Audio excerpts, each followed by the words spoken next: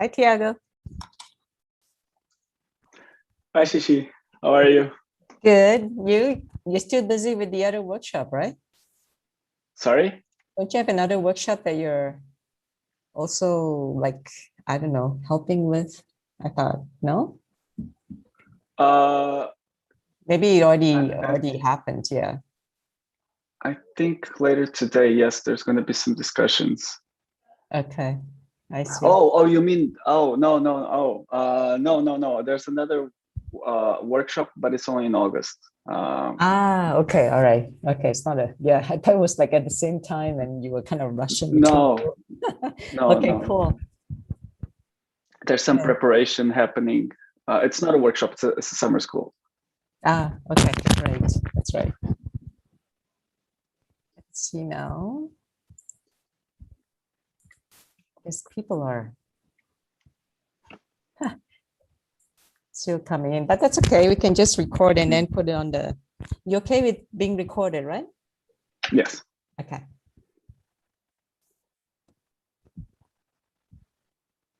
Toby's doing something. Toby,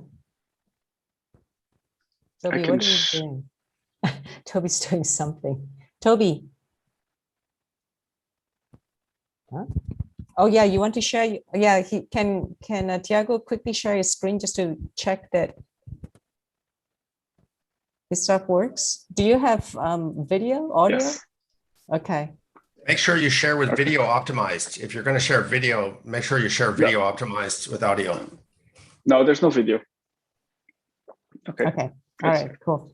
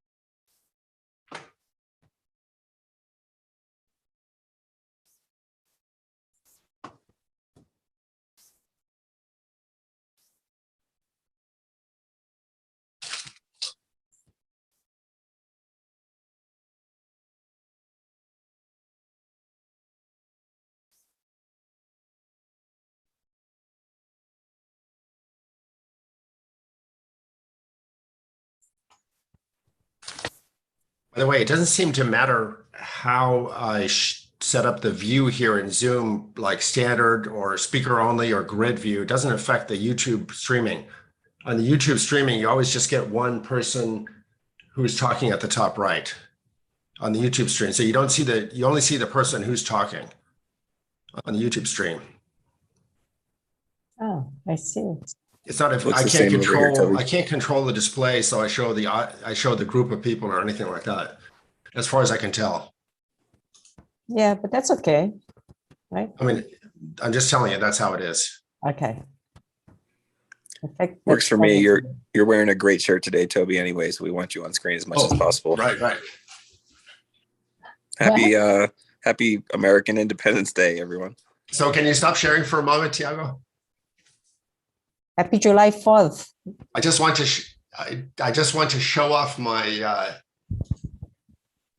my shirt here, which is "Trust me, I'm a neuromorph." You know, the old thing, "Trust me, I'm a doctor." Well, this is one of the shirts that was worn in the parade last year. In fact, the back of this shirt is decorated like Telluride. I don't know if you can see it. I can't see it myself. It's decorated with the mountains of Telluride and stars and stripes and stuff. So that's a result of the parade preparation last year. Rodolph, you don't have your t-shirt, man. Where is yours? You're muted too, by the way. Well, I wish I would be in Telluride so that I can wear. You weren't there last time, yeah. And Andreas definitely has such a t-shirt. He's just not wearing it now. I do. Hello to everybody from Steaming Bean, from the backyard of Steaming Bean. And where is your July 4th T-shirt, man? You forgot to take it with man, I need to wear it. I have it. It's my pajama. I need to wash it. Okay. Are you in Telluride, Andreas? Yes. He's in Telluride. He claims he's in Telluride. I don't know if I believe it though, but Yeah, I think he is. Well, Guido's in Telluride, definitely. doesn't look I'll very go crowded, investigate Andreas. this. Where's your company, man? Nobody's here. Everybody's gone. It was crazy yesterday, but everybody's gone. You know, it's just the town is empty. Huh. There was some festival and it's over. No, July 4th. Oh, July 4th. There's no parade, but a lot of kids, families with kids, and then they're gone. Everybody. It's just nobody's here. And Guido's in everyone was Telluride back to too. Yep. I recognize that. Oh no, that's not. And thanks for fair, sharing you the know. race. Congratulations to Brittany for Yeah. winning this intense isn't it an Iron Woman challenge or something? Some incredible thing. You have to run up 5 mountains or something like that. It might as well be basically the ski mountain behind you in your virtual background. You run from the bottom up to the very top. So Oh, Jesus Christ. God. it's And a intense. machine could do that, man. Yeah, exactly. She's a robot. Incredible. Okay. Yeah, I guess we should pass it over to the, we have about 40 people now. We could pass it over to the Mhm. SMI, right?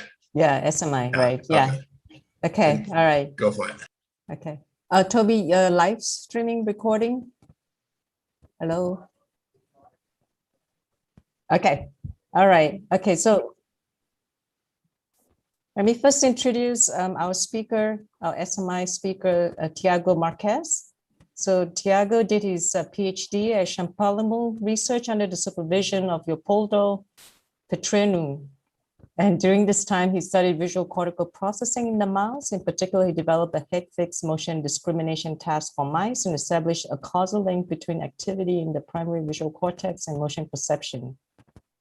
He further studied the functional organization of cortical feedback and showed that feedback inputs in V1, that's the primary visual cortex, relay contextual information to matching retinotopic regions in a highly organized manner. And in 2019, he joined the lab of Professor James DiCarlo at MIT to continue his training, where he's currently a Firma Foundation postdoc fellow. And his current research consists of using artificial neural networks to study primate object recognition behavior.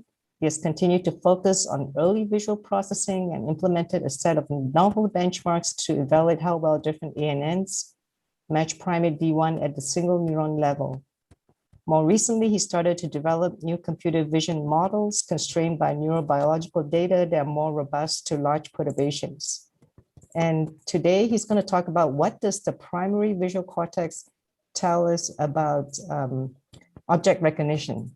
And so thank you, Tiago, for joining the workshop. So he's a newcomer to this workshop. So I'm glad that he's here to give this lecture and also helping us out in the topic area. Thank you very much, Shishi, for the introduction. And thank you all for being here. It's been a fantastic workshop so far, and I'm very excited to see what the projects end up being. So let me go straight to the motivation of my work. So I think that the work that I'm presenting here lies in the intersection of engineering and neuroscience. And these two fields, of course, can benefit a lot from interacting with each other. In particular, engineering provides the tools to study, or the models to explain brain activity and behavior. And on the other hand, we can use neurophysiology as an inspiration to improve, or also to provide data to constrain current engineering models. And in particular, I work using artificial neural networks that have been traditionally developed by computer vision researchers as models that attempt to explain the primate visual ventral stream. The primate visual ventral stream are the set of cortical areas that underlie object recognition behavior. This is the ability that primates have to quickly identify an object in the central field of view under 200 milliseconds. And on the other hand, we also hope that our findings and discoveries about how neural circuits in the primate visual ventral stream support object recognition may allow us to constrain and to improve current artificial neural network models. So in particular, my research has been focused on the first area of the ventral stream that receives visual information, so in the cortex, and this is the primary visual cortex, also known as area V1.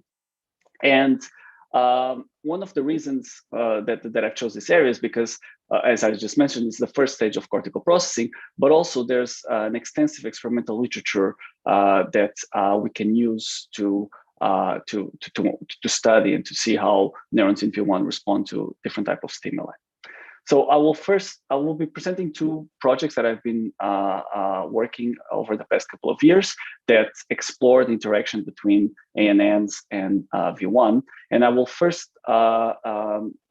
the first project I will explain is going to focus on the upper arrow. So how we can use artificial neural networks as models that explain processing in V1. So in the lab, this approach of using neural networks as models of as models of visual processing in the primate ventral stream and also object recognition behavior. So this is an approach that has been done over the past 8 years, and typically it consists on using a neural network, which is we call it a candidate model of processing in the visual ventral stream. And then we're going to compare activity in different stages of this neural network with activity or neuronal responses in the different areas in the cortex. And ultimately, we can also compare the output of the neural network with behavior of humans in an object recognition task. And so this work, we want to compare we want to find models that are not just good at explaining one particular area, but are good at explaining all of the processing in the visual ventral stream. And so we have a platform in the lab called BrainScore that's being led by Martin Schritt, who is giving a talk later today. And so here, BrainScore, what it attempts to do is to classify in a standard manner or evaluate in a standard manner all of these different ANNs and how well they model visual processing in the primate brain. I'm going to focus, as I already mentioned, in this first stage, area V1. And so when an image is presented to the eye, it's captured by retinal ganglion cells, then it's passed to the thalamus or area LGN, the lateral geniculate nucleus, and then it arrives at V1, the primary visual cortex. As I mentioned, is the first cortical area to receive visual information. So we're going to compare responses in neurons in V1 with responses in earlier stages of processing in these artificial neural networks. And so the kind of questions that I'm going to be focusing is which aspects of low-level vision current models are missing, how low-level vision contributes to object recognition behavior, and whether we can use this as an insight to provide guidance for future model development. Okay, so before I get to the results, I'm going to briefly discuss the methodology. So the first stage when using an ANN as a model of V1, we need to choose a basic model. And so what I call here an ANN-based model, it consists of an ANN architecture as well as the train weights of the model. So we have, in this case, once we have selected our base model, which is again a trained artificial neural network, in this case, these are typically convolutional neural networks. Then the second stage is to commit a field of view in physical quantities, in this case in degrees. So ANNs train, let's say in ImageNet, they only care about a pixel resolution. They don't know anything about what's the physical field of view that the model accepts. But when we're going to use this as models of V1, we need to commit the input of the model to a certain quantity and to a certain spatial extent. And I'm going to experiment. I'm going to try different values here, but here I'm just illustrating. Let's assume that the whole input of the model is 8 degrees. It's going to have a certain resolution, and then we can calculate like how much each pixel corresponds to a physical quantity, a physical extent. And the final step is to commit a specific layer of the model, so a specific stage of processing to be what we call the V1 layer. So once we have all of these three commitments, we have a basic architecture and train weights. We have an input commitment, so a physical field of view, and we also have committed the layer that we assign to V1. I assume that all the neurons in this layer, and again, this is typically a convolutional layer, so it's going to have a certain, it's going to have a spatial map with a certain number of neurons in each position. And then it's going to have also a certain number of channels here represented with the letter D that tells us how many different cell types the model has. So in other approaches where researchers have used ANNs to model a cortical area, we tend to compare neurons in the model with neurons in the brain as being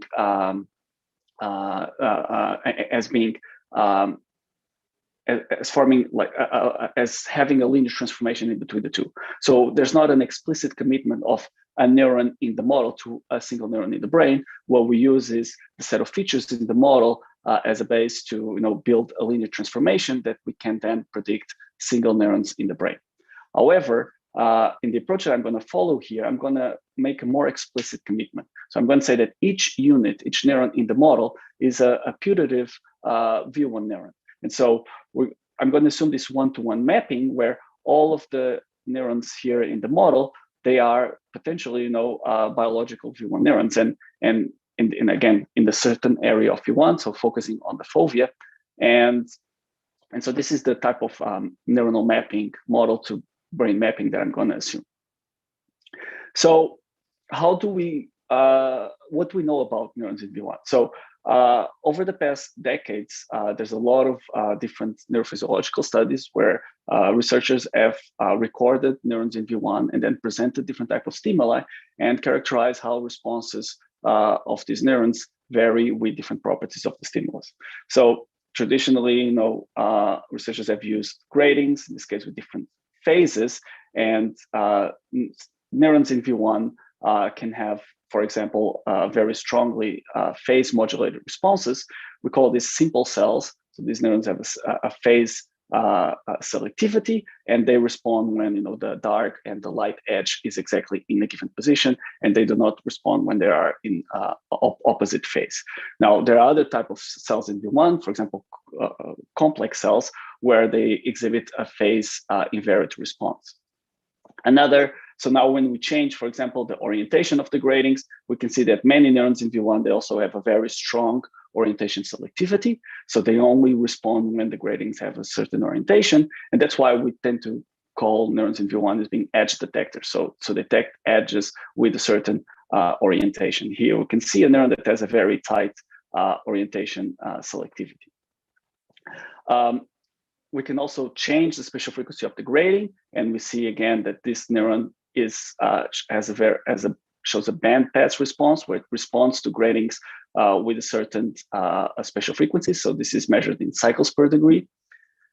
And also we can change the size of the gratings, and neurons in V1 have been described to exhibit surround modulation. That means that when we present the optimal orientation and spatial frequency to the neuron, and now just make the stimulus larger and larger, the response is going to increase until a certain value. And then when we make the stimulus larger than that value, response actually decreases, as if when input is available on the neighborhood of the receptive field of the neuron, it provides a suppressive modulation to the response. And we can see here this drop in response for very large stimuli. And finally, researchers have also looked whether neurons in V1 show selectivity for naturalistic textures when compared to noise images that have the same low-level spatial properties. And in V1, neurons do not seem to care about whether the input presented is a naturalistic texture or not. And that's not a case for later stages of the primate ventral stream. So in V2, which is the next area just after V1, neurons already show a preference for naturalistic textures when compared to just noise images. So these are typical responses that were extracted from papers from neurophysiological studies in V1. And so now I'm showing here an example model of V1 that was obtained using the procedure that I just explained. And when we now just record from random single units in this model, we can present the same type of stimuli that was presented during these experimental studies. And we find, for example, this neuron that also has a strong phase selectivity. It also is very orientation selective, so it responds to only a specific orientation and not to others. The same for spatial frequencies. It does not show a very strong surround suppression, and also does not seem to care whether responses come from naturalistic textures or noise images. And we can find another neuron, and now this one is completely phase invariant, so it doesn't care about the exact phase of the grading. That means the exact location of the dark and bright edges, but it does care about the orientation and also the spatial frequency. And this now is very strongly suppressed by large stimuli, and again, also does not seem to show or shows some modulation by naturalistic textures. Each line here corresponds to one single neuron that was extracted from the same layer of the same model. So this tells us that even within the same layer of a model, we find this variety of responses where neurons can have either simple cell or complex cell-like responses, different types of orientation selectivity, different spatial frequency selectivities, and also surround modulation, texture modulation. So this is all very interesting. Qualitatively, single neurons in these models, they seem to approximate single neurons in V1, but we want to do a more quantitative comparison. So the way that I've done this, so we're going to look at single neuron property distributions in the model and compare those to the empirical distributions that were characterized in V1. So what I'm showing here, this is the distribution over a population of V1 neurons. These were recorded in the macaque V1, and this measures the circular variance that relates with the orientation selectivity. So high circular variance means that the neurons have very low orientation selectivity, and low circular variance means that neurons have a very high, very sharp selectivity to specific orientations. And so you can see that neurons in V1, there's a wide range of either high and low orientation selective neurons. And so what I'm going to do again in the same model, I'm going to perform multiple experiments trying to replicate as well as possible the experiment that was done here in the brain. So I'm going to randomly sample 308 neurons from this model. And for each experiment, I'm going to look at characterize the single neuron responses using the same stimuli that was used in the experiment. And then I'm going to calculate the distribution of this response for each experiment. And of course, I'm going to do this multiple times, and we're going to get a set of distributions. And now we can compute the similarity between the model distribution and the biological empirical distribution, and using the Kolmogorov-Smirnov distance. So 1 minus that distance, we get a similarity score with an associated error. So for this particular model, the distribution of circular variances is quite similar to those observed in the primate V1. So this is for only one single property. In this case, that relates to orientation selectivity, but I've done this for multiple properties. So here we have orientation of bandwidth, the peak spatial frequency bandwidth, grading summation field that relates to the size of the receptive fields, the surround suppression index, the texture modulation index, texture variance ratio, the distribution of the max responses to gradings. And for each of these properties, we can compute a similarity score. And in total, I've looked at 22 single neuron properties. These were taken from multiple studies that I've done. So there are no new experiments that I'm doing here. I've just used data that have been previously published and now done this experiment in one specific model. So here we can see for all of these 22 different properties, how well the model approximates the distribution in V1. And we can see that for some properties, the model does very well. So these scores are normalized by the experimental ceiling. So we can see for some properties, the score is basically indistinguishable from, the model is indistinguishable from V1 neurons. However, some properties the model is still not able to capture. And we can divide these 22 single properties into 7 groups. The first related to orientation tuning, the second one to spatial frequency tuning, the third to receptive field size, surround modulation, texture modulation, response selectivity, and response magnitude. So this is one single model, and I've looked at 736 candidate models. So this came from 50, so from 13 ANNs, taking multiple layers from each ANN, and also assigning different field of views between 6 and 10 degrees. And we can see that, some properties, most models do very well. Other properties, no model does very well. What is interesting, and I'm not showing here, is that no model is able to explain all of the properties simultaneously. So the example that I've shown in the previous slide was actually the best performing model over all of the properties. So while some models can do a few properties, no model is able to explain all of the properties. So then, since all of these models, they are hierarchical, we can also compare the outputs of the model with the predictions of humans in the psychophysical task. So I've used data from another study from the lab that evaluated thousands of subjects in using Amazon mTurk, and so we have very detailed results when the humans are presented with one image, and they need then to say what's the object what's the object category that image is from. And when presenting two alternatives, and then we can compare in detail the patterns of mistakes that humans make with the patterns of mistakes that these models make.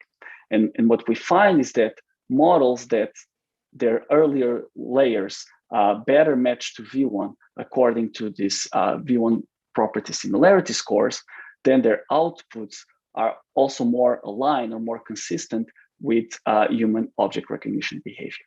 And so this was very interesting, because it's one of the first time that we can relate individual single neuron response properties in a very early visual area like V1 to object recognition behavior. And we find that in the space of all of these ANN models, models that their earlier layers better match primate V1, then their outputs are also going to be more aligned with human object recognition behavior.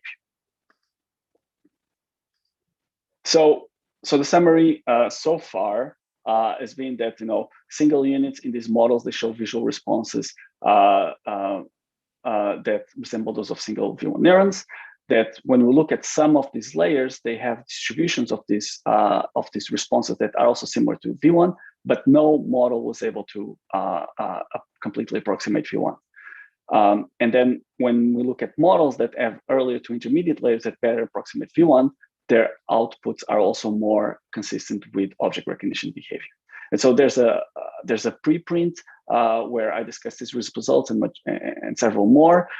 You can also check out the results of these models in brain score, as well as the object recognition behavior scores.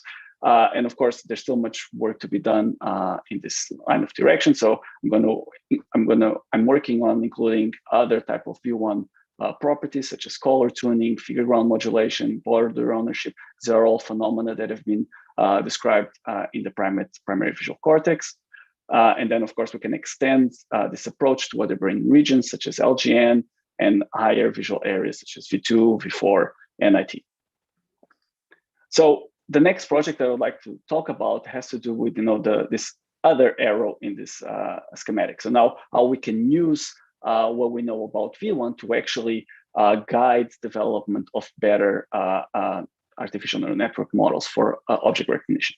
And so one of the main issues that ANNs currently have is that they are very vulnerable. So ANNs can be fooled by what are known as white box adversarial attacks. So when we have access to all of the model, we can design stimuli that are basically imperceptible to human, but when added to images, will make a model make a mistake.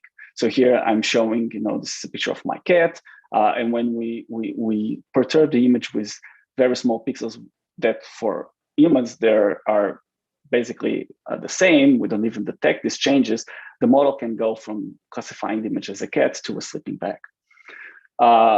Furthermore, we can also just add now random noise that does not require having access to all of the model weights. So these are known now as black box attacks. And particularly, we can just corrupt the image with different types of corruptions. So we can just add different types of noise to the image. We can blur the image with different effects. We can add also some weather effects. And finally, we can do some digital transformations to the image. Now, the image appears to humans perturbed, but humans can still perceive here a cat, but models struggle with this type of corruptions. So the question that me together with another grad student. I have a question, Tiago. I have a question. This is a very nice summary you have on the previous slide of how a company might augment their data to deal with these different conditions, right?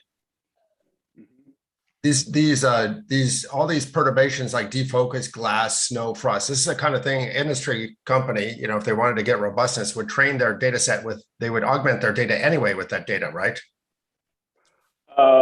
I guess for commercial applications, yes, the companies would probably augment to some data augmentation with this type of corruptions. However, we tend to think it's still not clear to which extent humans have seen this type of corruptions during their training, but we do not require, seeing a image with any type of to all the type of corruption to actually. Well, we see a lot of stuff while we're growing up.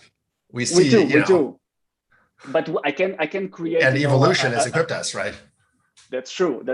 But you would also like to have models that do not require all possible data augmentations that could generalize, that do some out of distribution generalization, which most models currently cannot. So, but isn't that exactly why people start with ResNet pre-trained network, right, and use those features for their problems, or VGG features or something?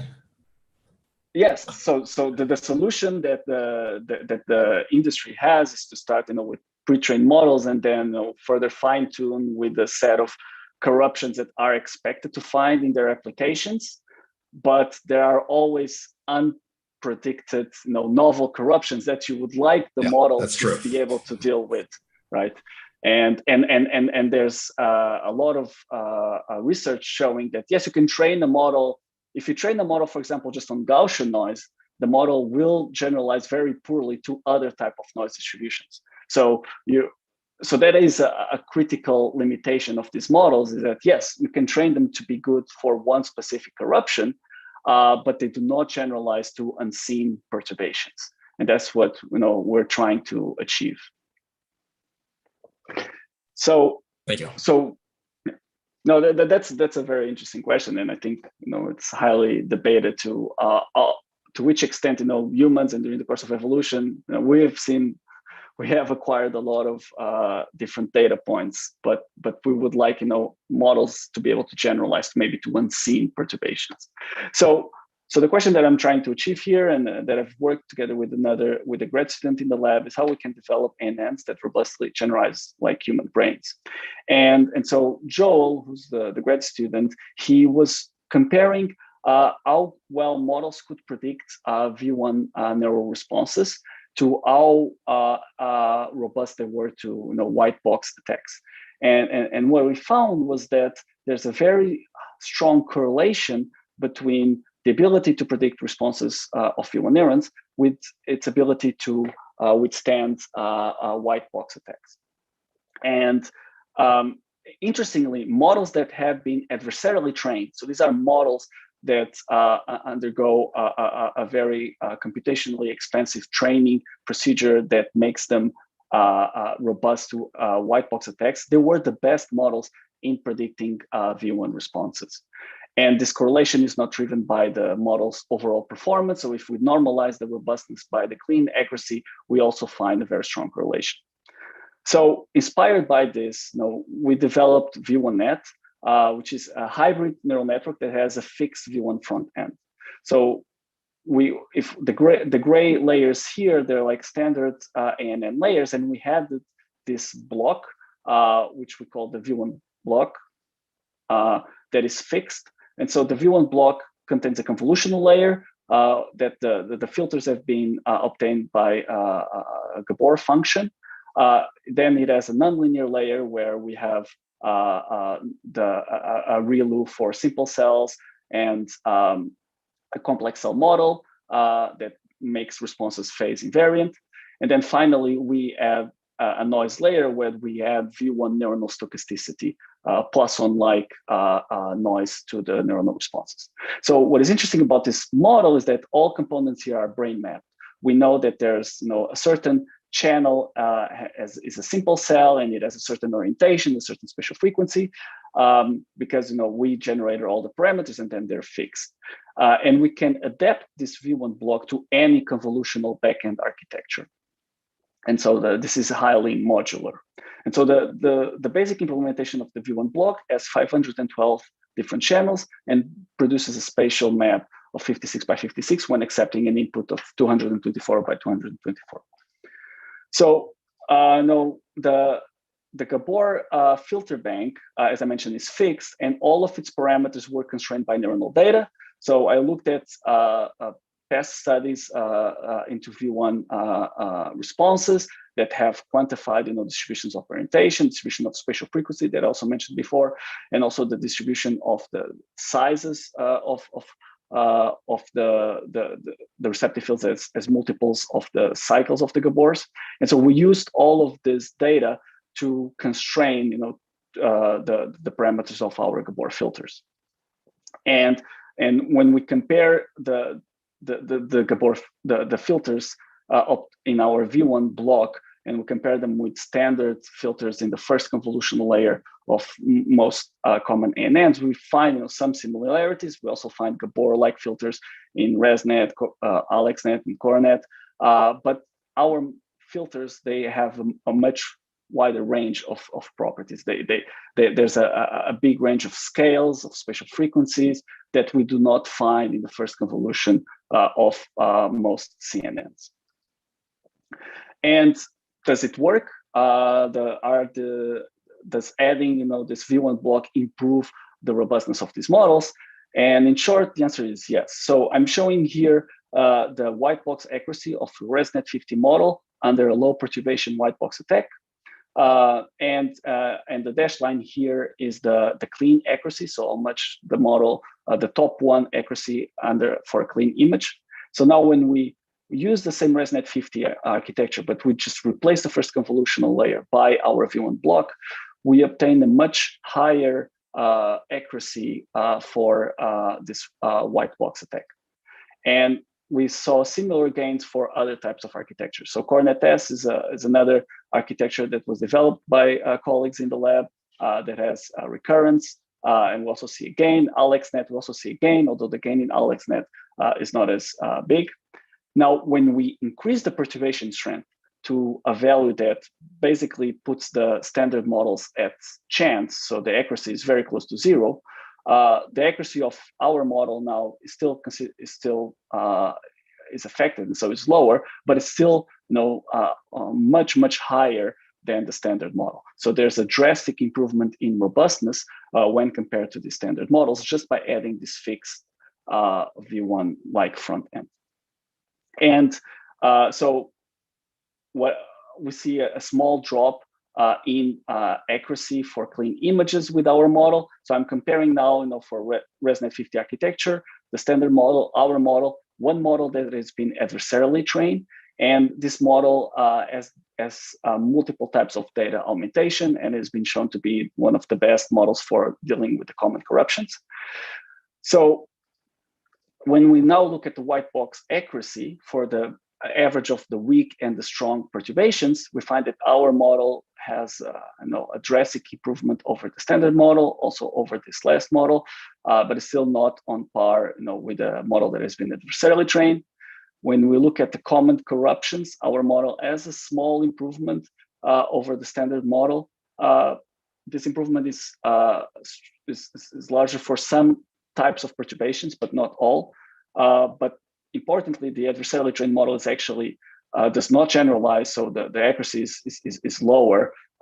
And here I'm comparing again what I said is kind of state of the art in the common corruptions. So when we do a benchmark that compares this three different type of benchmarks, so clean image, white box attacks, and common corruptions, we find that our model is the clear winner.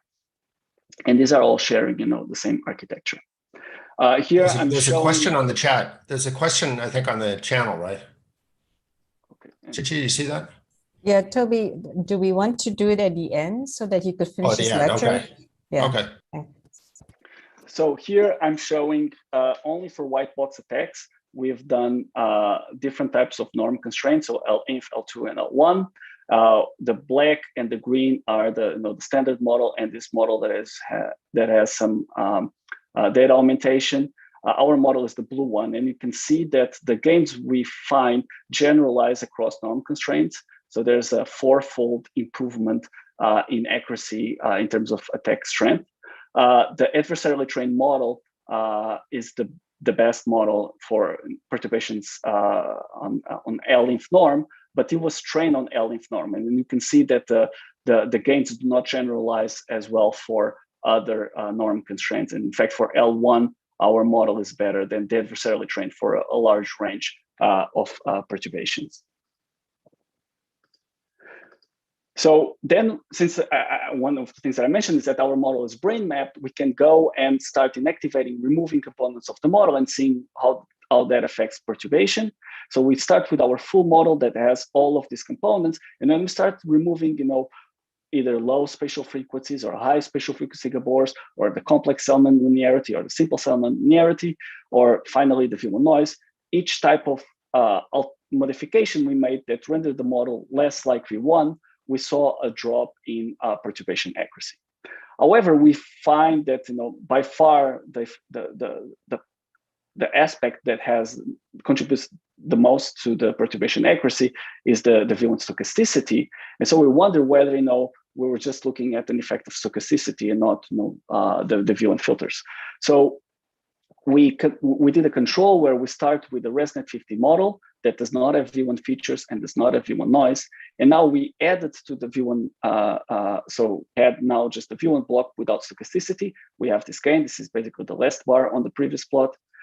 And now what we do is we just add the V1 noise without adding the V1 features. And this noise is scaled, is the same type of noise that we added to our model. And we saw a gain in robustness to the standard ResNet 50.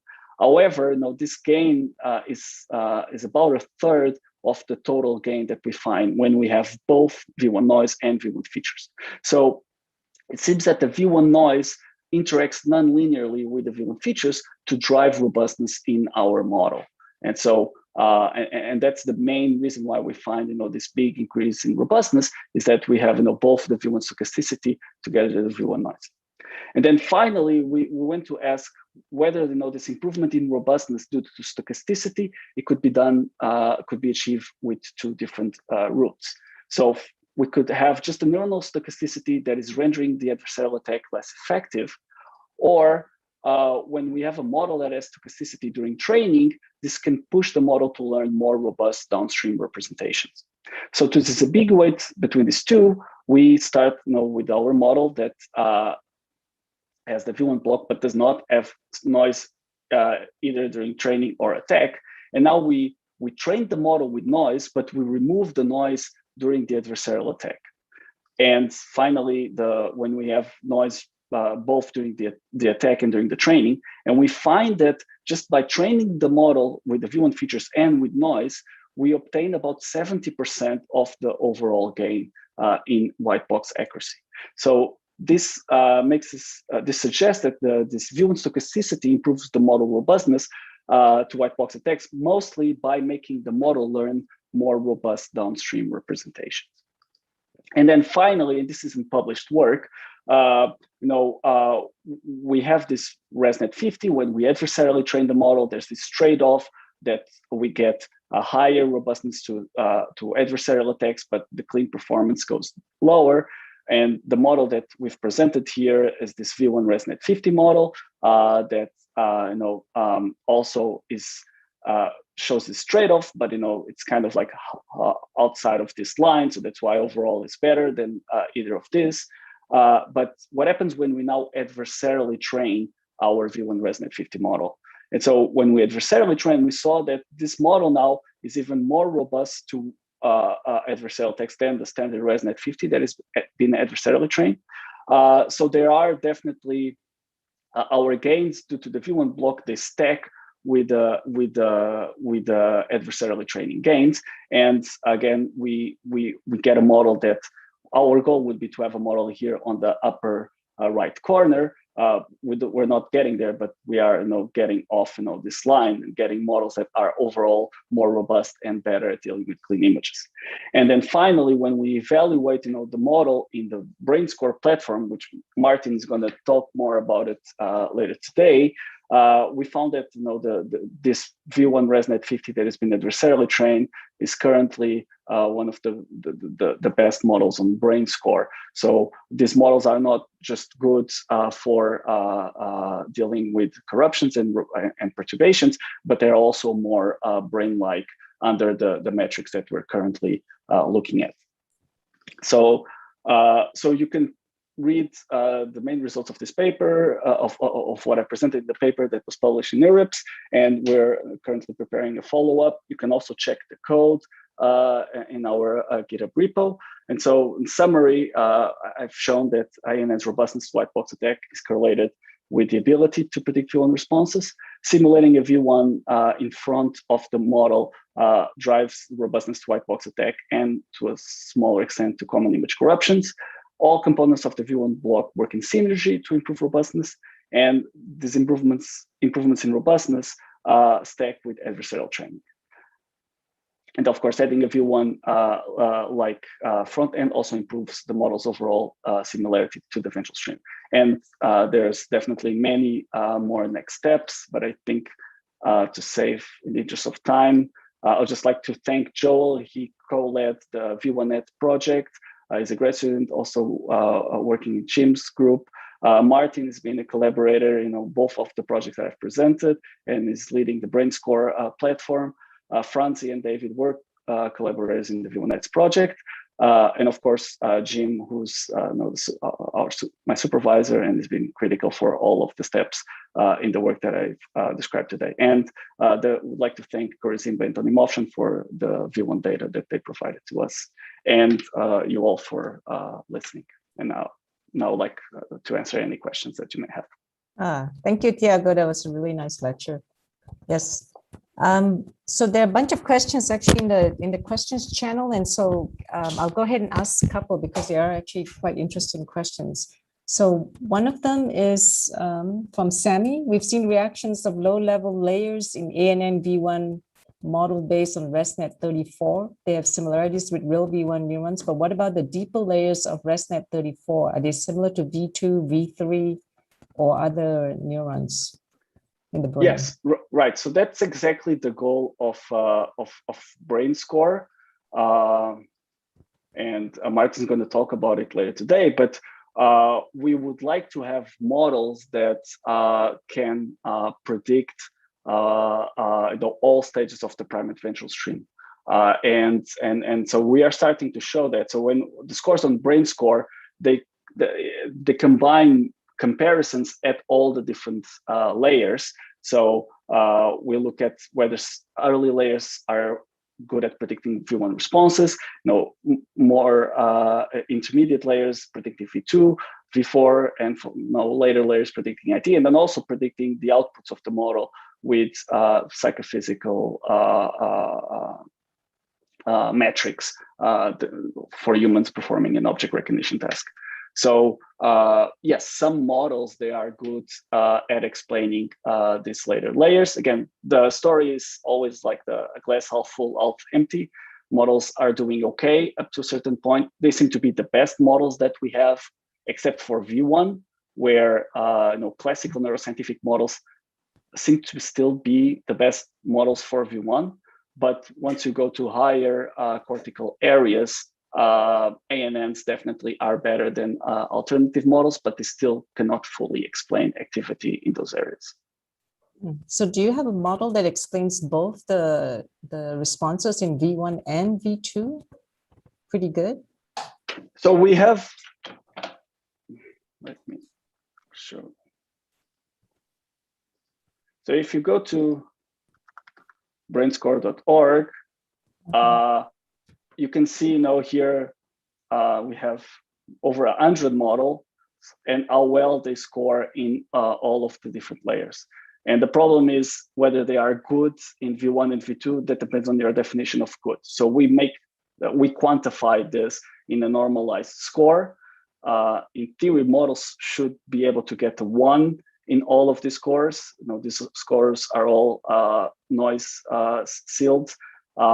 And we can look at the V1 ResNet robust has some of the highest scores in V1 and V2, but doesn't have for other ones. So the goal of BrainScore is exactly that. But I would suggest that people ask these questions to Martin, because this work is being led by Martin, and he's going to give a talk about it later today. We'll ask him later. Yeah. So there's another interesting question. So from Liz. So it says CNNs rely on weight sharing, which is not biologically plausible. So is there another mechanism in V1 neurons that doesn't require weight sharing? So yes, weight sharing is not biologically plausible, but we have there are feature maps in the visual cortex. So that means that while there's not weight sharing during the training or development of the human brain, a trained model will have a convolutional like structure where we have the same feature applied at all the different the same feature extractor at all the different spatial locations. Of course, this is only an approximation. There's foveation. There's a higher concentration density of receptors near the fovea, but we tend to think of convolutional as a first order approximation for inference. And that's all that I'm talking about here. I'm not talking about how this model develops, how it trains, whether that's biologically plausible or not. But once it's trained, we are comparing whether this model is a good model of inference in the brain. So I do not think that there's a biological mechanism for implementing something like convolution for sure. And my work is not focused on the learning. So I see. Okay, yeah. So then maybe this question also might be in that direction. It's from Andrea. It says, can you please give us some insight on how the ANN network manages to balance excitation and inhibition in the various layers? Right. So that's actually interesting because the network up to a certain layer, each unit is there's all of these multiple stages of linear filters paired with nonlinearities that give rise to the response, and these linear filters are going to have excitatory and inhibitory components. So the model learns that for the purpose of the task that is being optimized, ImageNet. Of course, the whole excitation inhibition balance in the brain, that's a highly it's a very interesting problem. There's a lot of research happening there in recurrent models. Here, I I would say that functionally, this balance is captured by all of the upstream weights up to that particular layer. And that's interesting because, for example, I've showed you some neurons show surround suppression. And we know that in V1, surround suppression is mediated by recurrent connections, so lateral inhibition or some feedback from higher areas, which these models do not have. But they exhibit surround suppression because they integrate inputs in a feed-forward fashion up to that layer, and some of the weights of those inputs are going to be negative, right? And so the model will learn. The neurons have this surround area that actually inhibits responses in the center, and these are learned just by training on ImageNet. Right. And let's see now, there's one question from Sammy. It says, in the first slide of V1Net, some standard attacks are shown. However, the next slides talk about robustness against white box attacks. So is V1Net also robust against Gaussian noise? Yeah, so I showed here there's the average to what I called here corruption. These are the 15 different types of corruption. These had all the different types of noise.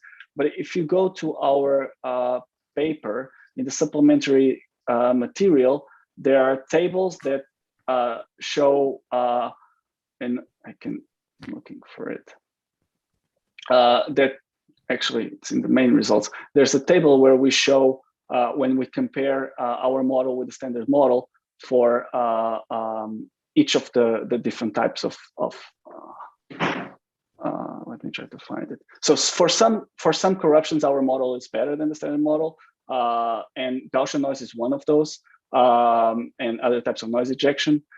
For other perturbations, the standard model is basically as good as our model. So for those type of very detailed questions, I would suggest that people check on our paper and all the supplementary material where we have detailed all of the different type of perturbations and the gains for our model. Okay, so there's a whole bunch of other questions in the questions channel. So if you maybe you should. I can stay around. Let me just then share. I guess this is the question. So here you can see on the paper for all of the different types of perturbations. The standard model is this. So for example, it has a 29.6 accuracy. Top one, our model has a 34.6. So you have here for all of the image corruptions, a comparison of the four models that we included in the study. And also later tables, they have the detailed effects of all the perturbations, removing the high spatial frequency Gabors, removing the low spatial frequency Gabors. All of those modifications affected the performance of the model for all of these different types of perturbations. Okay. I can look at the questions. Questions channel, and then see. Did you answer the practical question about the large receptive field size of 25 by 25 versus, which is not very fashionable right now in competitive CNNs? Yeah. Right. So although the filters are 25 by 25, most of them they do not take all of those. No, the values on most of those pixels are close to zero. The reason why we did that was because if we assume that the field of view is 8 degrees, we want the V1 neurons to be able to have large receptive fields, because there are some V1 neurons that have up to 1 degree receptive fields. And so we basically created a large kernel, but then since all of the kernels are obtained by the Gabors, most of them, they focus the energy in the central region of the kernels. I haven't done the experiment where I've cropped the kernels to, let's say, 7 by 7 and seen how that affected. But again, doing that would be deviating from V1, because we do know that V1 neurons have receptive fields that range a wide sizes. So can be as small as maybe like 0.3 degrees to some have almost 2 degrees. So this multi-scale effect of the filters is something that we think should be present in a more biologically plausible implementation of V1. All right. Thanks, Tiago.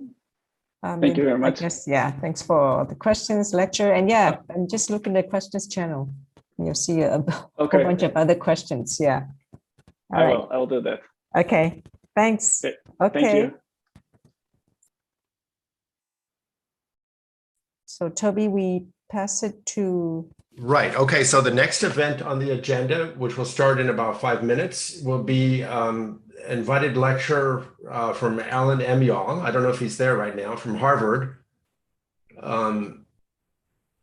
The area will be in the tactile perception topic area. I'm not sure if we ever managed to extract a title from Alan. Is Alan here? Oh yeah, you're there. I'm not sure that, if you managed to cough up a title or not for your talk. But we can make up the title for you. I can show it soon. Yeah. Okay, you're actually going to show it, and then I'll put it onto the calendar. And this is very classic Telluride that we basically give you a title, then force you to give a talk about it on the spot. Sounds great. So thanks for joining. Chiara, you should take over, I think, or Elisa. Oh, you're muted, Chiara. I think your microphone is not working. So while Chiara is getting to that, have you been enjoying the workshop, or are you just joined now for the first time? I'm just joining now, so I haven't seen too much of it. So there was a fantastic talk, at least for me, very fantastic talk from, now let's see, the woman from UCLA who works on the sensors and stuff. Yeah, Veronica Santos. Yeah, it was a lovely talk talking about different types of sensors and how you build them and whether you can sense slip and shear and stuff like that. Really enjoyed that. It's close to electronics, you know. Go ahead, Chiara, you take over. Yeah, so with Alan, we are going to move towards biology. He's a postdoctoral fellow at Harvard Medical School in the labs of Ginty and Harvey. And his research focuses on the sense of touch and how it's processed in the brain. He also worked in vision, looking at the properties of retinal ganglion cells. I'm very happy to have him here to explain us how the tactile system works and how tactile information is encoded in the brain. So the stage is yours, and thank you for joining. Well, thank you. Let me share my screen real quick. And everything froze on my end. Yeah, we see your desktop now, but it's blank, just the rising sun. Okay. All right. So now you see the title, hopefully. Okay. So thank you, Chiara and Elisa, for inviting me to share my project. I'm really excited to share this work today and hope that the project is informative for the participants in this workshop. So as you can see, the title of my talk is Subcortical Integration of Signals from Peripheral Mechanoreceptor Subtypes. As you know, our sense of touch is an incredibly important sense. We use it to do things often without thinking about them, for things like identifying, manipulating objects like the buttons on the shirt, identifying and discriminating between different textures, such as this braille. I think there's a project in the workshop to do exactly this. You can also detect nuisances and shoo them away. You can detect features of our environment. Of course, there's also an incredibly important social component to touch as well. So our sense of touch is processed by our somatosensory system, and parts of the somatosensory system are shown here. This is the human somatosensory system, and each slice on the left corresponds to one of these red lines on the right, where you can look at the brain, the brainstem, the spinal cord. But the sense of touch really starts with the sensory neurons in the peripheral nervous system, whose cell bodies reside in these dorsal root ganglia, or DRGs. And DRG neurons, or sensory neurons, come in many different types, including large diameter, small diameter, those that sense temperature or mechanosensation. But the ones that I'll focus on today are these A-beta LTMRs. A-beta signifies that they have a fast conduction velocity, so the action potentials or electrical signals they generate move quickly along the axons. LTMR stands for low threshold mechanoreceptor, meaning that these neurons are very sensitive to mechanical forces on the skin. So their cell bodies reside in the DRG, but they have branched axons, and one branch of the axon goes into the skin, where it forms these A-beta LTMRs form specialized structures in the skin, where they transduce mechanical forces into the electrical signals that then travel into the central nervous system, encounter synapses where the signals are transferred down to second order neurons from the brainstem and eventually to the thalamus and eventually to the primary somatosensory cortex. So today I will be mostly considering the signals in the periphery, so that is in these A-beta LTMRs, and how they contribute and relate to the signals and responses we see in the primary somatosensory cortex. And as I said, this is a version of the human somatosensory system, but we actually use the mouse as a model organism for touch. And we do for a couple of reasons. The first is that the structure of the somatosensory system, including the skin, the receptors in the skin, and the neural pathways are quite homologous to humans. And in fact, I can just use the mouse brain and spinal cord and draw the same exact pathway I had on the previous slide. We have DRG neurons, including these A-beta LTMRs, that send information to the spinal cord and the brainstem, and it is transferred into the thalamus and eventually to primary somatosensory cortex. But then the main reason that I'm using the mouse as a model organism is because we have access to genetic tools. These tools allow for precise and causal manipulations. And I hope that you'll see how important this is as I proceed through the talk. So let's look at these A-beta LTMRs in a little bit more depth. So here I'm going to consider glabrous skin innervating neurons. So the glabrous skin is the skin that you find on the palms of your hands, your fingertips, or soles of your feet and lips. And there are a number of different LTMRs that innervate these areas. They all have their specialized structures. On the left, you can see the A-beta SA1 LTMR, and its axon is associated with this skin cell called a Merkel cell. This SA1 stands for slowly adapting type 1, and I'll show you what that means. In essence, if you apply a step indentation that is just poking into the skin, holding it, and then releasing it, which is shown here, these neurons respond with action potentials at the onset and then throughout the sustained portion of the step indentation. So each of these vertical lines is one of the spikes that is produced by the SA LTMR. In the Meissner corpuscle, we have actually two different A-beta LTMRs that innervate this structure. One of them produces action potentials just at the onset and the offset of the step indentation, and the other produces action potentials at the onset, and occasionally some of them produce some sustained signal as well. And finally, we have this Pacinian corpuscle. In humans, it's found deep in the dermis of your skin and has a very large receptive field, but is very sensitive to high frequency vibration. In mouse, it's actually not found within the skin at all. It's found within the joints, close to the bones.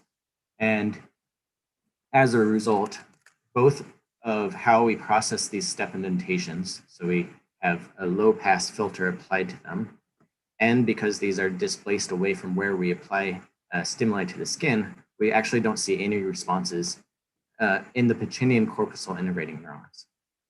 So we can boil down this question of how do LTMRs, these responses get represented in central circuits, to just looking at these three types that innervate either Merkel cells or Meissner corpuscles in the skin. And of course, I'm not the first person to consider these types of models and this question. In fact, this has been a kind of age-old question in the field. And based on comparisons in the monkey and the cat of responses in the DRG, so that's of the sensory neurons themselves, the responses at the other end of the somatosensory system in the cortex, there have been a couple of models that have emerged. The first is that these signals from the RA or SA-LTMRs remain segregated as they send through the somatosensory pathway and remain segregated as they're represented in cortex. The second, though, is perhaps these signals don't remain segregated and the cortex actually represents information from both. Both of these models have been built on comparisons between the periphery and the cortex, and essentially saying, if you have transient signals in the cortex, most likely the responses are coming from the RA-LTMRs. If you have sustained signals in the cortex, most likely those signals are coming from the SA-LTMRs. The model, this convergent model that has really been pushed forward by the Benzmile lab, has found, again, compared the responses in the cortex to the DRG and found that there are many neurons in cortex that have signatures of both the SA-LTMRs, that is the sustained response, and RA-LTMRs, that is the transient at the offset of the step indentation. So a problem, though, is that in the monkeys and cats, you don't have a way to specifically isolate the signals from RA and SA-LTMRs. Of course, this convergence could also occur in subcortical circuits within this big black box of the somatosensory system. So I want to address these two systems using the mouse today, these two questions. And an issue we ran into there is no one has done a systematic study of the mouse glabrous paw representations. So we started, again, by just doing the same comparison of the responses in the cortex of the mouse to the responses that I just showed you on the previous slide from the periphery. So in order to record from the somatosensory cortex of the awake mouse, we use these multi-electrode arrays implanted into S1. And the mice are head fixed and sitting atop an acrylic platform through which there's a hole over which we have fixed their paw. And through this hole, we can apply the same series of force indentations and apply it many times. And we focus on passive touch by just removing any of the steps in which the mouse moves its paw, as assessed by concurrently recorded video. And these multi-electrode array recordings allow us to isolate the action potentials of cortical neurons and relate them to the stimuli. So here's an example of a raster plot where each row in the raster is a different indentation step of, they're all identical. And then each vertical tick is an action potential. So you can see that this neuron occasionally produces action potentials during this baseline period, but really quite reliably fires action potentials at the onset of the step indentation, occasionally produces action potentials here, and again has an increase in firing at the offset. So all of this can be condensed into a peri-stimulus time histogram where we z-score the firing rate activity. So this is essentially just the number of standard deviations above the baseline mean. You can see that there's no change in the firing rate until the onset of the step. It returns back to 0. And again, we have this transient increase in firing at the offset. And because we're using multi-electrode arrays, we can record from many neurons simultaneously. And this is the example response from a second neuron within the same recording. And these are the responses of all the neurons within this recording. So we can visualize this a little bit more easily on this heat map, where each row represents a single neuron, and the color represents the z-scored firing rate. And here you can see that within this recording in somatosensory cortex, that all of these neurons, from superficial in the cortex to deep, produce a very similar and homogeneous response. There's this transient increase at the onset and offset of the step indentation. And these multi-electrode array recordings also allow us to identify neurons of different types, essentially because we can see the shapes of their action potentials. And we have these regular spiking and fast spiking neurons. Today, for the sake of time, I'm going to just focus on regular spiking because we don't see huge qualitative differences between the responses of these two different cell types. Regular spiking neurons tend to be, for the most part, the excitatory neurons within the cortex. All right, so this is an example of a single neuron with single recording within HindPaw S1. And we actually did this for many wild type animals and many different recordings. And I'm going to show all of this data in one giant heat map here, where you can see the neurons, again, sorted by the depth in cortex. And you can see the different layers on the left, demarcated by these dashed lines and signified by their on the left. And you can see the different intensities of indentations we apply along the top. So this is our stimulus. And for the most part, in the hindpaw somatosensory cortex, we start to see responses emerge at 5 to 10 millinewtons. And then these responses grow in their magnitude as the intensity of the stimulus increases. And you can see that what was most striking to us was that the responses across all of these recordings on all of these different mice look very homogeneous. So we can just describe these as a transient increase at the beginning and the offset of the step indentations. You can see that maybe a little bit more clearly in grand means at the bottom, where you see, again, increases at the beginning and the end, but not in the middle of these step indentations, even at the highest intensities. So this is what we're seeing in hindpaw S1, and the mice are not particularly dexterous with their hindpaw. So we thought maybe you'd see something different if we consider the responses in forepaw S1. So in order to assess those, we moved our multi-electrode array just over a little bit to a forepaw S1 region. And we moved this force controller under the forepaw instead of the hindpaw. We did the exact same experiment in a number of wild type animals. And here you can see the same heat map I showed previously, but now replaced with the forepaw data. And again, the responses start to emerge at 5 to 10 millinewtons. And also, again, the responses are quite strikingly homogeneous and transient in their nature. So you see responses at the onset and the offset of these step indentations. Very few responses during the sustained phase. And although at the highest intensities, you do start to see a little bit more heterogeneity arise here in the forepaw than in the hindpaw. So in wild type animals, these responses appear much more like the A-beta RA LTMRs that I showed at the beginning than the A-beta SA LTMRs. And if we were just comparing the responses in the cortex to those in the periphery, we might conclude that RA LTMRs are the major contributors to the responses in the cortex, but SA LTMRs are not.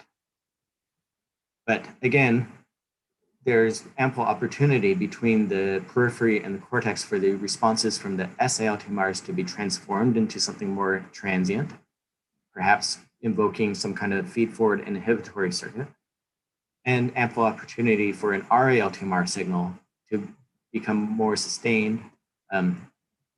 So it may not be a valid assumption to assume to just compare responses between the periphery and the cortex. So then the power of the mouse is that we can actually use genetic means to disrupt the signaling of either of these two subtypes. So again, in the wild type animals, both the sustained responses associated with these Merkel cells and the transient responses associated with Meissner corpuscles are intact. But we can use a number of different knockout tools to essentially ablate the responses either from the SA LTMRs, so these sustained responses and their Merkel cells, or the Meissner corpuscles and their transient responses, or even both at the same time. So I'll go into a little bit more detail for each of these, but I want to actually start with this double knockout, which allows us to determine where the LTMRs, or when the LTMRs are critical for cortical responses in general. So here is some validation for the histology of this double knockout. On the left, you can see a section of the glabrous skin in the control mouse, where here you can see many Meissner corpuscles are present in cyan. Many Merkel cells are present in yellow. And there are axons associated with each of these in magenta. In the double knockout, there are a few axons remaining, but no Merkel cells and Meissner corpuscles. And that's quantified on the right, or across all the animals we recorded from. So then we can apply the same multi-electrode array recordings into the wake mice of the littermate controls. And we see, again, this very transient responses, and they are starting to emerge at 5 to 10 millinewton and grow with the intensity of the indentation.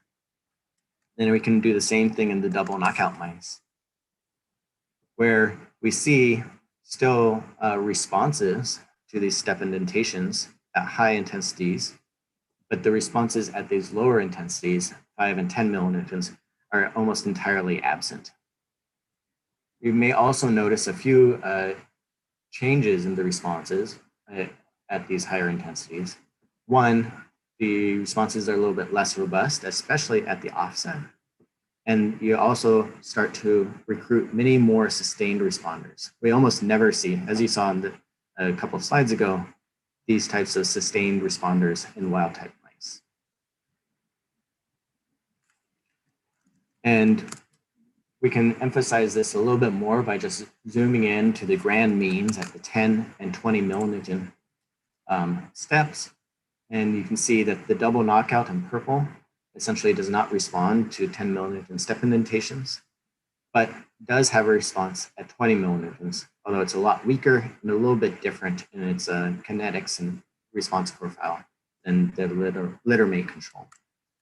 We can also quantify the reduced sensitivity just by looking at the fraction of neurons that are recruited at each intensity, which is on the x-axis. You can see that this purple curve, which is that of the double knockout, falls far below that of the wild type animals, the dashed line, or the littermate controls, the solid gray line, especially at these low intensities. And that's true for both the responses at the onset and the offset of the step indentation.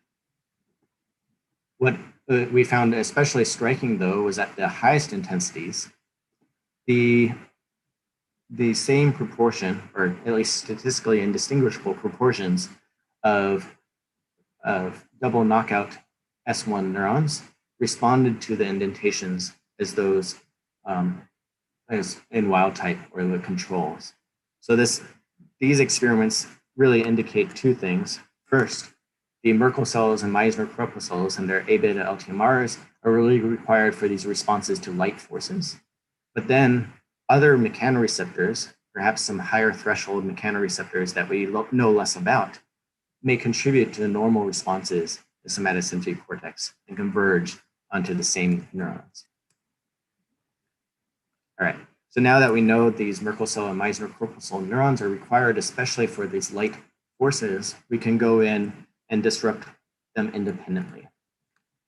So in order to disrupt the signaling from A-beta RA LTMRs, which have 2 neurons associated with them, we use these Bill-and-Cree Trek-D-Flox-Flox mice. This genotype just prevents these Meissner corpuscles from developing. And we can validate these by recording directly from the neurons in the DRG. And in control animals, we see both the sustained responses, typical of the SA-LTMRs, and the transient responses, typical of an A-beta RA LTMR. That's in control mice. But in the knockout mice, we only see sustained responders, and that's quantified here. And importantly, these sustained responders have similar, the sustained responses look quite similar across cells. Here we're just quantifying the threshold of the responses, but many features actually remain quite similar. So we can use this mouse, which we'll refer to as the Meissner knockout, and do exactly the same recording in awake mice again. And again, the litter mate controls have these transient responses emerging at 5 to 10 millinewtons, an increase in intensity with increasing step indentations. In the Meissner knockout, we again still see responses, but really striking to us is that these neurons are lacking the transient signals from the periphery, but the responses in the cortex remain very transient. And they're still relatively sensitive, although a little bit less sensitive than the wild type neurons. And at the highest intensities, you do again start to see some of these sustained signals come out. But the transient response profiles indicates that the sustained signals coming from these SALTMRs can be converted into the transient signals that we see at 10 and 20 millinewtons in the Meissner model. We can take an analogous approach to disrupt the signaling from the sustained A-beta SALTMRs. And to do this, we use a genotype in which the Merkel cells do not develop. In recordings from the Lumpkin lab of the signals coming from these A-beta SALTMRs, indicated that in control animals, you have a nice sensitive responses with really robust sustained firing throughout the step indentation. But in knockouts, you have much less sensitive responses, and the firing is not nearly as sustained. So this is a disruption of the A-beta SALTMR signaling. And in this Merkel knockout, or the controls for the Merkel knockout, again, we see essentially the same responses that I've shown many times now. And in the Merkel knockout, you can see the response profile remains quite similar.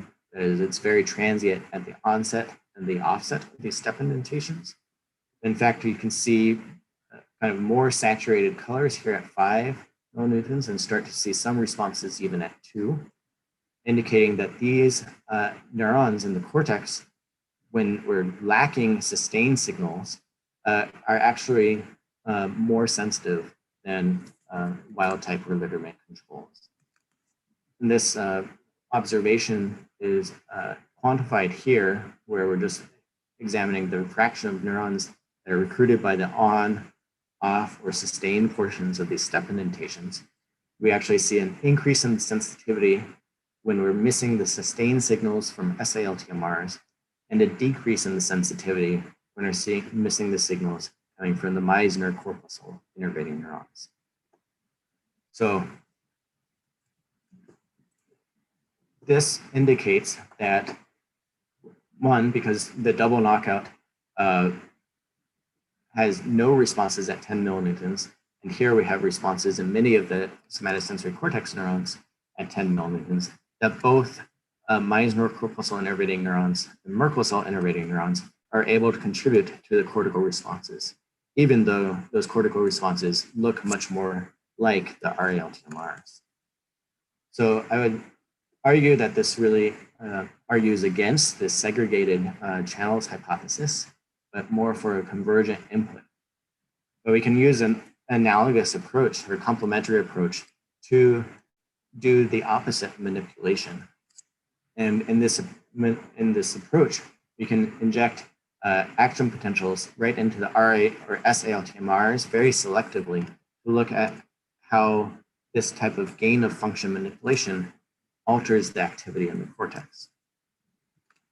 And we use a technique called optogenetics, and that is accomplished by expressing this light-sensitive protein called Reacher in either the Meissner corpuscle innervating neurons.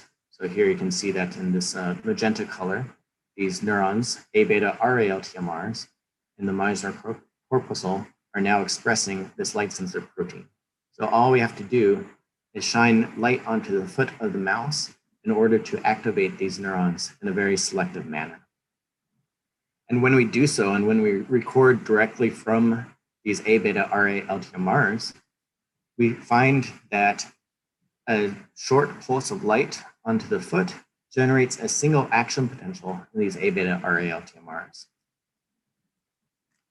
We find the same thing when we use a different strategy to put this light-sensitive protein reacher into the A beta SA LTMRs.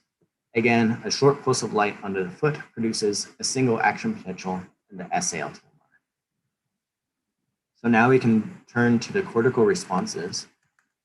And here we're going to focus on 4POT-S1 in mice where the A beta RA LTMRs are expressing this light-sensitive protein. And again, the mechanical responses that we record in these mice look very similar to those that we record in wild-type mice. You see responses at 10 and 40 millinewtons that are quite transient in their nature. And after assessing these mechanical responses, we can shift the mechanical stimulator out of under the mouse, move an optical laser underneath the mouse, and shine that again for a brief period of time that produces a single action potential in the A beta RA LTMR. And when we do so, we find that the vast majority of neurons that respond to mechanical stimuli also respond to this optical stimulus applied to the A beta RA LTMRs. I'd like to note here that the timescale for this particular heat map is very different than the heat map on the left. In fact, these responses to the optical stimulus are quite transient, much like just the onset of this step indentation. But the main thing to take away from this plot is that the majority, nearly all of the mechanically sensitive neurons also respond to light when we're activating the A beta RA LTMR. Now we can do the same thing for the other strategy where we have a reacher expressed in the A beta SA LTMR. And again, the mechanical responses in the cortex look very transient for the most part, maybe a handful of sustained responders here and there. But when we, again, use the laser to produce a single action potential in the A beta SA LTMR, we can see that the vast majority of these mechanically sensitive neurons within the cortex also respond to selective activation of the A beta SA LTMR. And if we quantify this across all of our recordings, we can see that the majority of RA LTMRs, majority of 4POT-S1 neurons respond to both optogenetic activation of the two different LTMR subtypes that innervate the Meissner corpuscle and a single subtype that innervates the Merkel cells. So again, these two complementary gain and loss of function experiments really indicate that in the mouse, this segregated signaling is not occurring. Instead, you have convergent inputs from the RA and SA LTMRs in the cortex. And the next question I'd like to address is whether this occurs within cortex or subcortically within the somatosensory pathway that I've shown. So in order to do so, I implanted this electrode into the thalamus, again of head-fixed awake mice with their paws tethered over a hole through which we can apply stimuli. And we did this in mice where you can activate either the SA LTMRs or the RA LTMRs. And on the left, you can see the responses of thalamic neurons to step indentation, 20 millimeters. And on the right, you can see the responses to the single pulse of light. One thing that you may notice right away is that the responses in the thalamus are quite a bit more diverse than those in the cortex. You have many responders who are sustained throughout this indentation. You have also a large fraction of neurons that decrease their firing rate instead of increasing their firing rate. But regardless, with this diversity in the response profiles in VPL, there are the majority of these mechanically sensitive neurons actually respond to the optogenetic activation of either RA or SA LTMRs. So there, with that, I'd like to leave you with a couple of conclusions. First is that the signals originating in these two A-beta LTMR subtypes are integrated into the cortical response. And from that last experiment, we can see that this integration occurs subcortically, as it is also observed within the thalamus. And I think we can, in the future, we're really interested in how this integration occurs and for what purposes it occurs. They can start to dive into where and why essentially these signals are converging and making their way to the cortex. And then also explore the different contexts in which somatosensory cortex, signals in somatosensory cortex are used. So you might think of this as an analog to the visual system, where you have a huge amount of subcortical processing, even processing within the retina, that computes features about the environmental light. So for example, we have direction or speed selective neurons that may contribute to the responses in cortex. So perhaps this type of convergent input from the RAs and the SAs allows for these more complex features to be computed and then used in the higher levels of the somatosensory circuitry. So I'd like to just take a quick minute to thank the people who have contributed to this project. I'm very lucky and privileged to be in 2 labs at Harvard Medical School, led by Chris Harvey and David Ginty. They are really excellent environments, and they've set up really excellent environments in which to work. And then I'd also like to highlight the contributions of Tanya, Siobhan, and Jacqueline, who are essential in helping maintain the mouse colony and do some of the histology. And also Brendan Leonard, who helped design the optical stimulator, and also Stefano Panzeri, who helped with analysis of some data I didn't have time to show today. I believe you'll be hearing more from him later on different ideas. So with that, I'd be more than happy to take any questions. Here's the conclusion slide.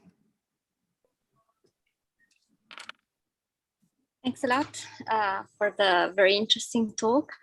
I have a question about these slides. So, I mean, you show that you have these tools to manipulate the kind of the connectivity of, or the activity of different cells, and so record also in the cortex what happens when you change the inputs, let's say, and you also kind of speculated that this convergence in the thalamus can give more information or a pre-processed information to the cortex that then can do more complex computation. So this is very interesting for us. We need, you know, we try to learn from biology how to build artificial systems. And so this work for us is really important to understand how we can design these artificial systems. And so my question would be, how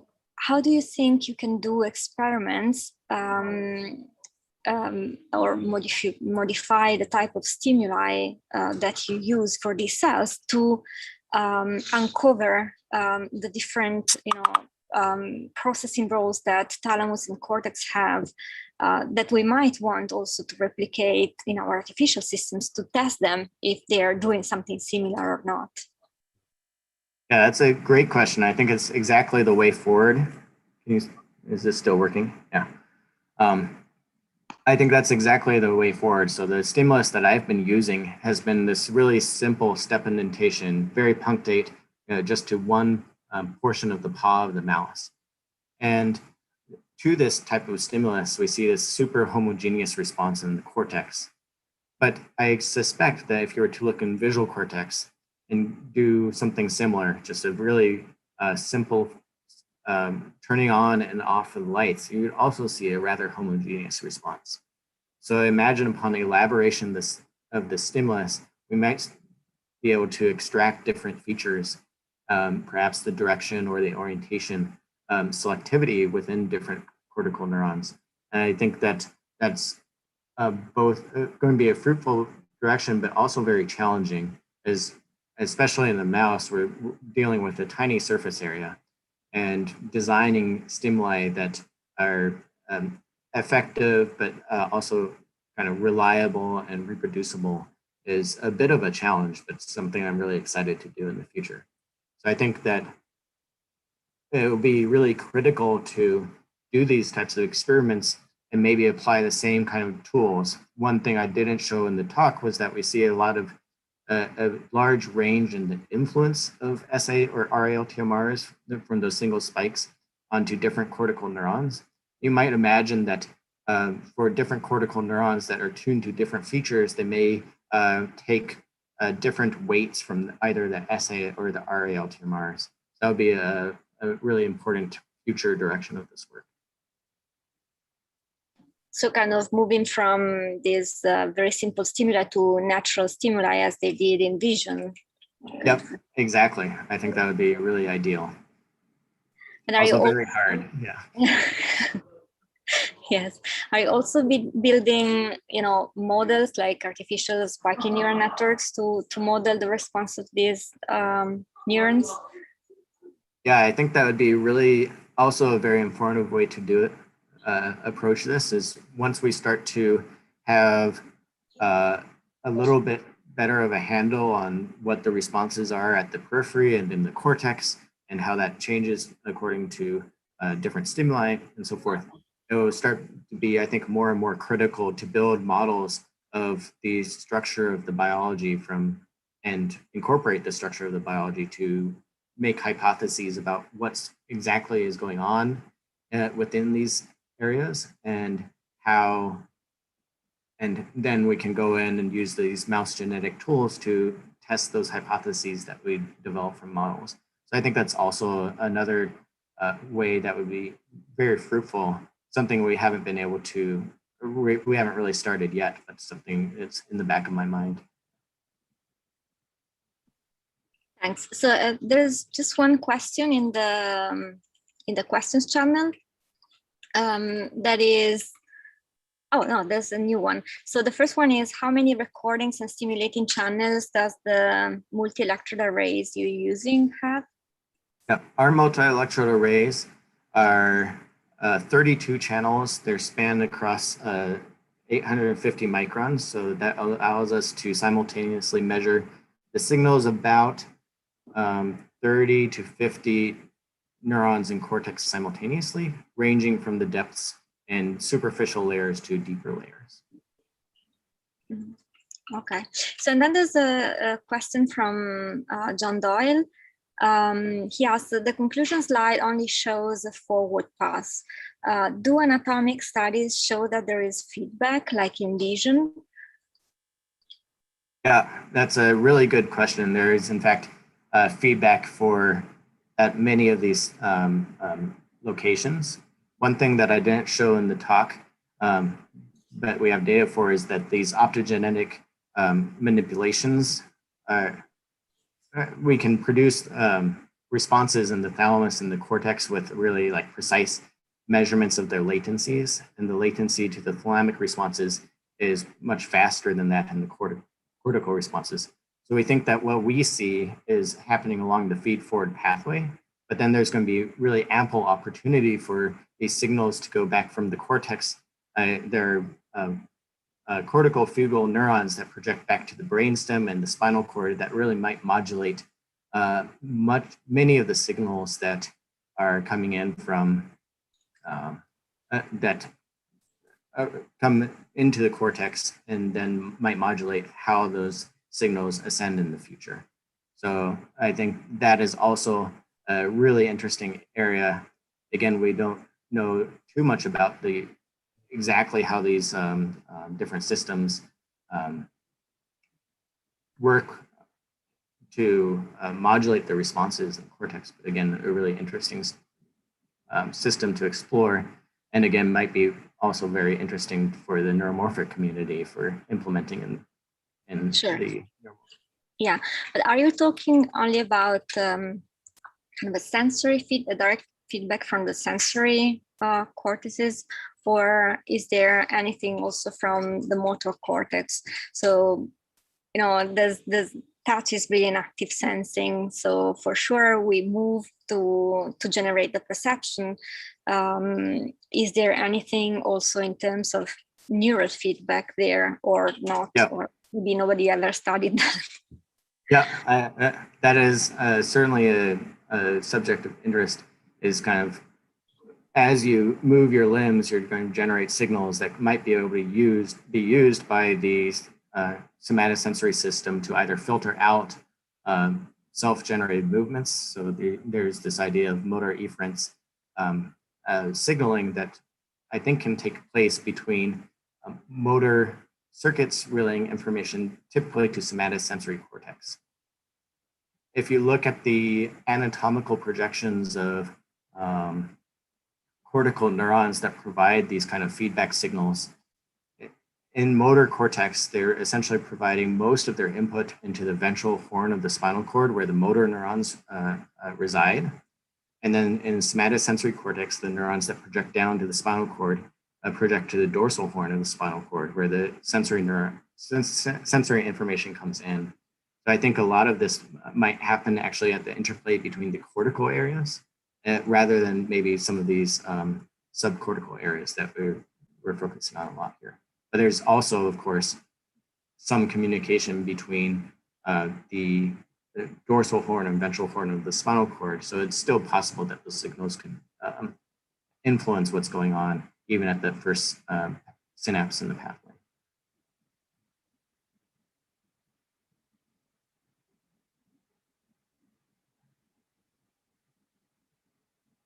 I think you're muted.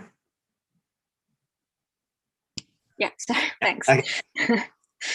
So I don't see any more questions in the chat, but if people want just to unmute and ask questions, it's the right time to do that.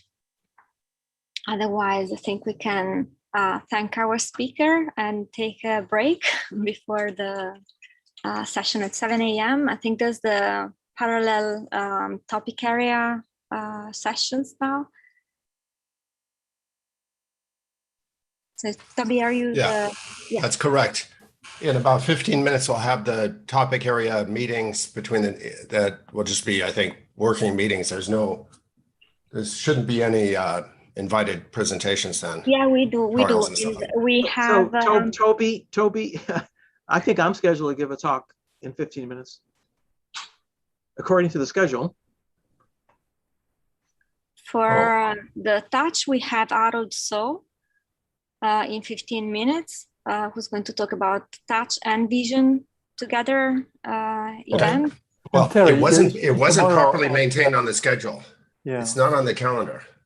Terry, I don't see Terry's talk on the calendar. Is it there? It's tomorrow at 9 a.m.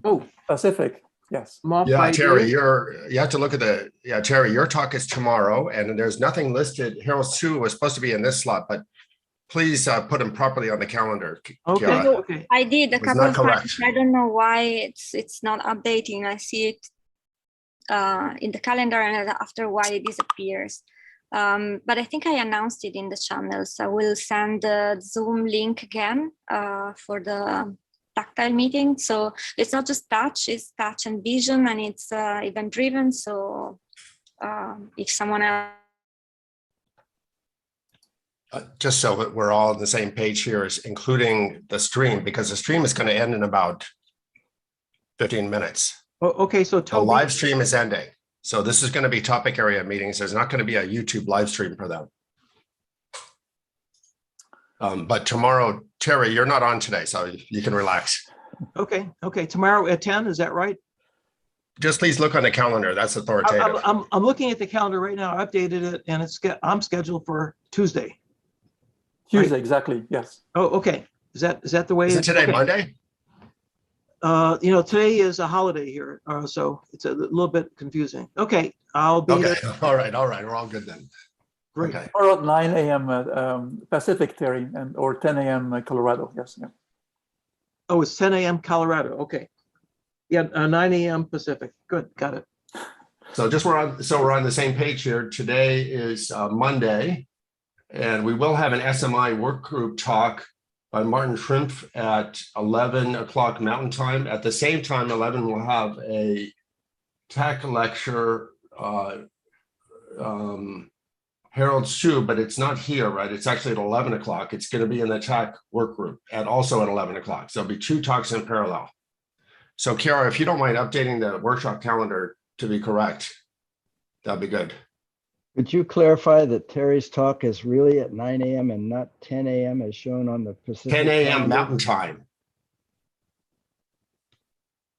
At least that's how it is on the calendar. Yes. Yeah, I think you're right. Confusing, but that's true. 10 a.m. Mountain Time, you see? Yeah, we're all in Telluride right now, virtually. Well, that should be 10 a.m. for you, Terry, just so you're all clear on that. What? No. It's 9 a.m. for me. In California. In California. Oh, right now it's 10 a.m. You're saying? Yes. I thought you said you were in Telluride. Now you're getting everybody confused because some people are in Telluride physically, right? No, like Guido, Andreas, but you're not physically in Telluride. We are okay, virtually all in Telluride. That's what I meant. Okay, but then you say, why do you say it's 9 o'clock? So it should be 10 o'clock for you then, right? If you're virtually. Okay. All right. Okay, so I think we're all clear on that. Yeah. Okay, good. So can you clarify it, Toby, for the Peripheral meetings? Do we have breakout rooms here in Zoom? How does it work to have the Peripheral meetings? No, you topic areas are responsible for setting their own Zoom meetings for their own topic areas. These talks that are outside the topic area, outside the main workshop time, that's up to the topic areas to share the channel, the Zoom meeting link on Slack, on their topic area channel. All right, understood. We'll do that in the modulation. It's clear? We'll do that, yeah. Okay, Elisa, it's clear. You have to put if you want people to come, put it on the Slack and also on the calendar. Because we changed the Google Calendar, because if you look at the Google Calendar, there is the event there, but it's not automatically updated in the shadow one. So should we update, are not connected, should we update 2 different calendars? Because yeah. I'm sure I added the talk of Harold and also of Benjamin next week in the Google Calendar, and I can see it my own calendar, but I don't see it on the website. There's something there. This is the Google Calendar, right? This is, took it off listen, Chiara, what you guys don't know is I took it off this slot right now. I took Harold's talk off this slot because it obviously wasn't going to fit into this slot. You need to make a new event at 11 o'clock Mountain Time for his talk, a new event. I did it, but I will do it again, but I'm sure I did it. Strange. And you're 100% sure it was on the Telluride calendar, not your personal calendar? Yes. No, it was on the Telluride calendar because I could select if it was on the Telluride or my personal one. I selected Telluride. That's strange. I did it a few times and yeah, I don't know. But anyways, I'll just mention I see it too. As a participant, I also see it on the Google Calendar, but not on the website calendar. Yes. Yeah, I do. Yeah. So they're not linked. Maybe it doesn't update continuously, but only a certain fixed time. I don't know. I did it last week. But I don't see it here either, right? On my personal calendar, right? These are all the events. I don't actually see it. If you look at the agenda today, I mean, not that I have anything exciting, but this is my personal thing where if I subscribe to this Telluride calendar, this is a bit boring for everybody else, but there's nothing there, right? And that's authoritative, right? I'm really subscribed to this calendar, and it's not on the Telluride Neuromorphic calendar. So anyway, maybe just try to add it one more time. Yeah, but anyways, I sent I think it was the general announcement on Friday, the Zoom link for the talk. Okay, good. Good. Yeah. Okay, so then I guess we'll sign off, and we'll see you guys all on Zoom and tomorrow in the regular live stream. Thank you for the great talks. Thank you.